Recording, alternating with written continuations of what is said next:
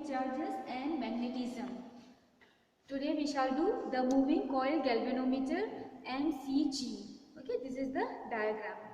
And it works on the principle of a current carrying coil is placed in a magnetic field, experiences a torque and rotates. Okay, so here there is a coil, okay, which is placed in a magnetic field. Here north pole, south pole, so there is a magnetic field created. So here when this coil is placed here, it will start rotating. Okay, it will experience torque and will start rotating. So on that principle, the moving coil galvanometer works. Now we'll see the construction and then working. A soft iron cylindrical core is placed in between two poles having curvature north and south. Okay, so here this is the coil. Okay, this is the core, soft iron core. This one, it is a cylindrical shape. Okay, so this shape is something cylindrical like this, but we have showed this part. Okay, so like this it is placed. So this is the cylindrical core. Okay, this part, iron cylindrical core. Okay, it is soft and it is placed between the two magnetic poles. Okay, north pole and south pole. This is the curved side. Okay, not the straight but it's curved face. Okay, a coil is wrapped around the cylinder core in a rectangular form, and this is the coil. Okay, this is the coil which is wrapped around.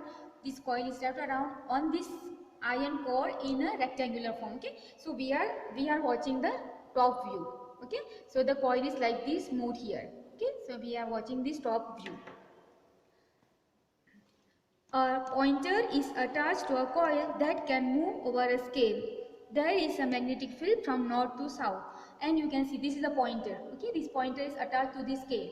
So as current deflection will be proportional to current. So as current passes, the coil will deflect, and then this pointer will move on this scale. Okay, this is the scale, and it will show you the readings. Okay, and as already here north and south pole is there, so there is a magnetic field from north to south. Okay, like this field it is there. Now working. Whenever a current carrying coil is placed in a magnetic field, a deflecting torque acts on coil. If there are n turns in the coil, current I and its area is A, then deflecting torque tau is equal to NIAB sin theta. Okay, this formula we have done before.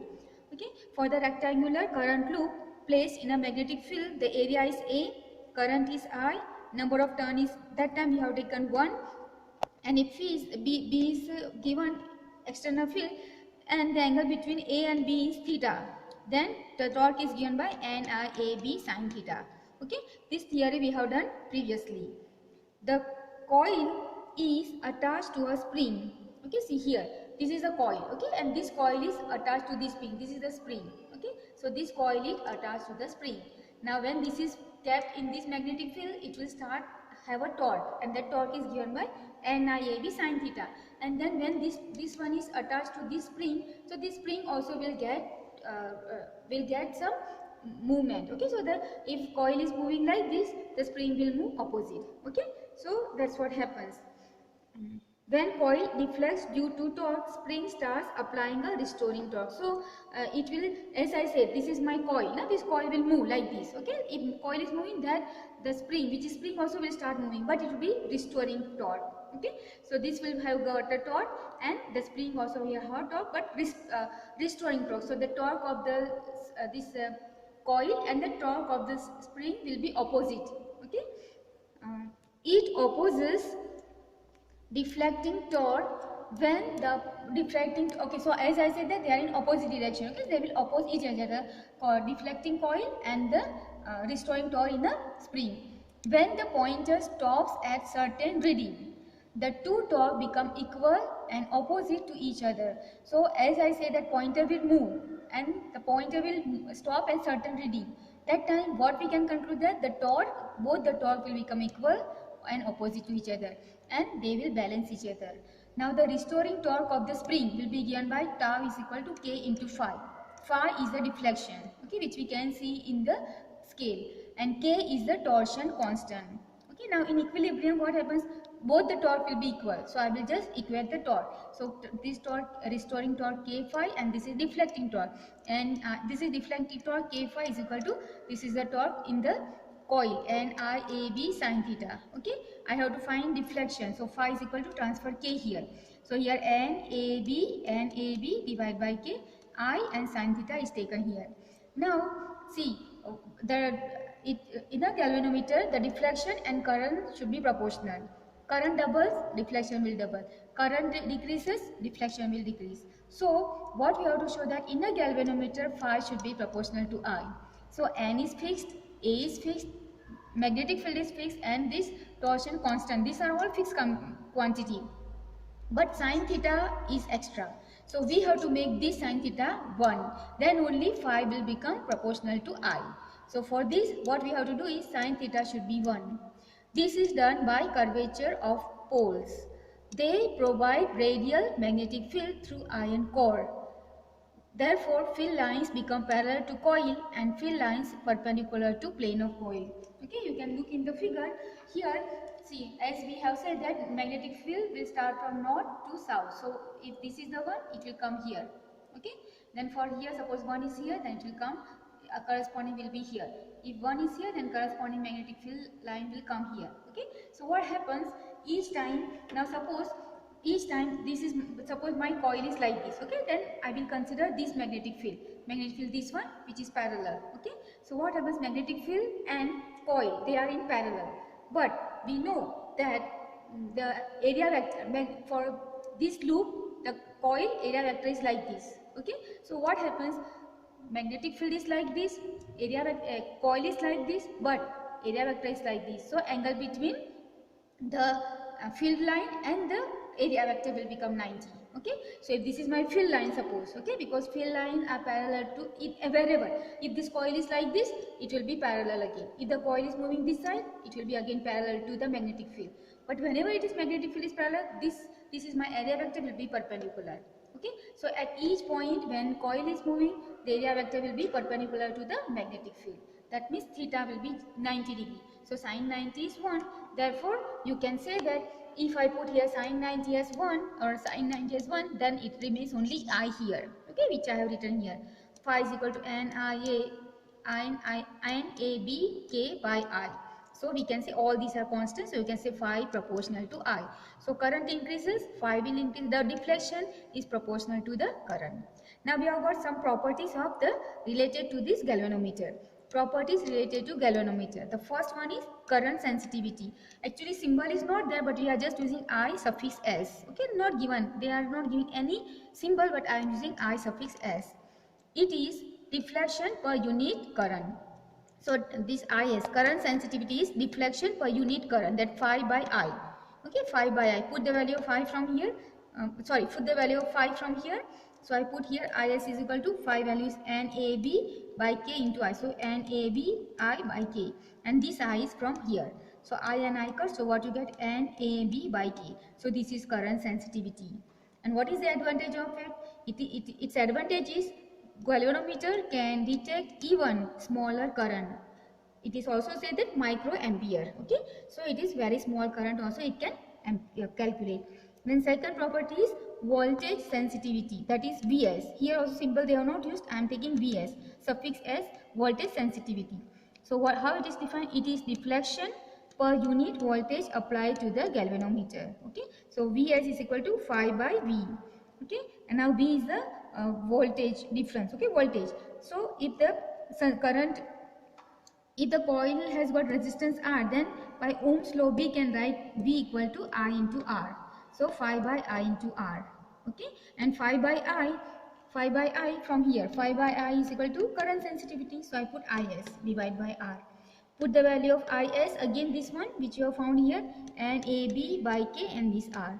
Okay, I have written R as the resistance of a coil.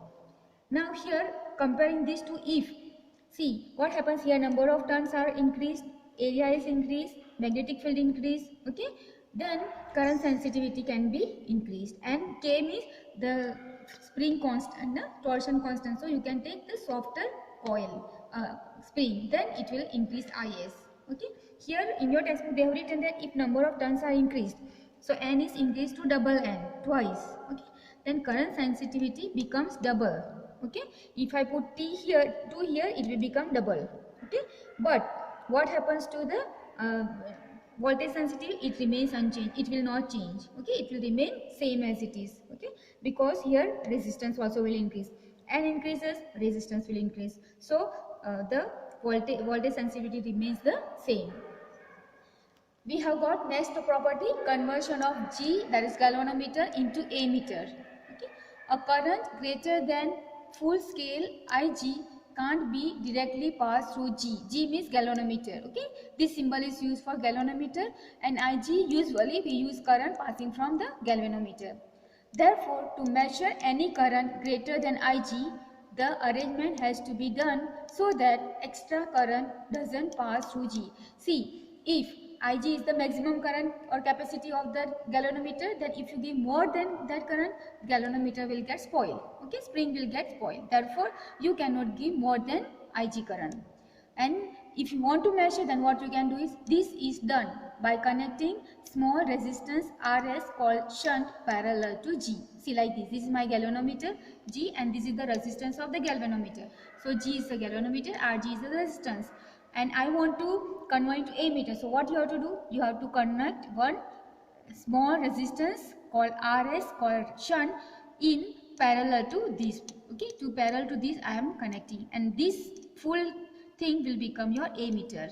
Okay, now we'll calculate what should be the value of Rs.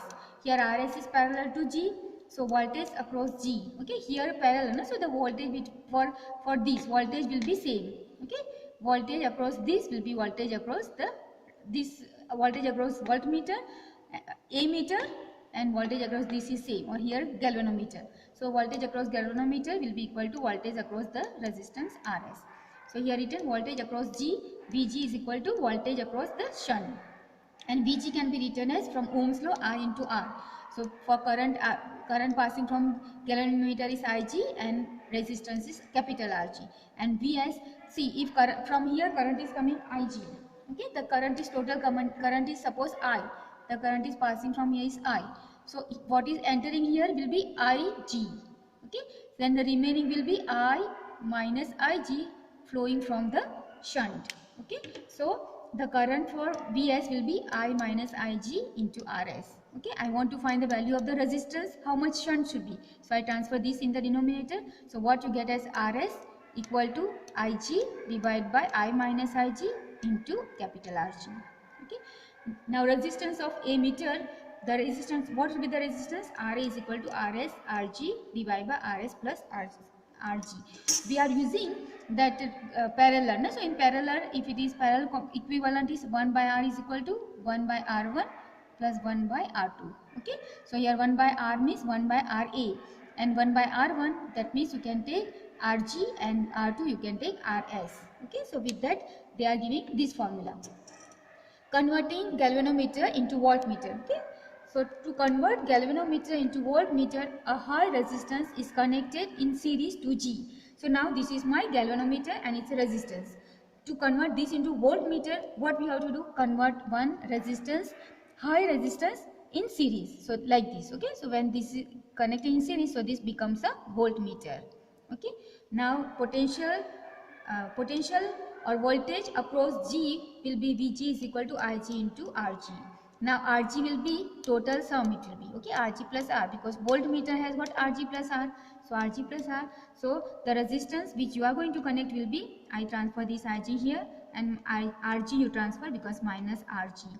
So V by Ig minus R in G is equal to R. So this much resistor if you connect in a series, then you are going to convert it in, this will be the voltmeter. Okay, now they have also given us one last thing, that resistance of ideal ammeter will be 0 and voltmeter will be infinite. Okay, so we have completed this chapter with this last topic. Okay, tomorrow next class we shall do some numericals, and then we start the next chapter number 5. So we have completed up to chapter 4, and this is the last part of this theory. Thank you very much.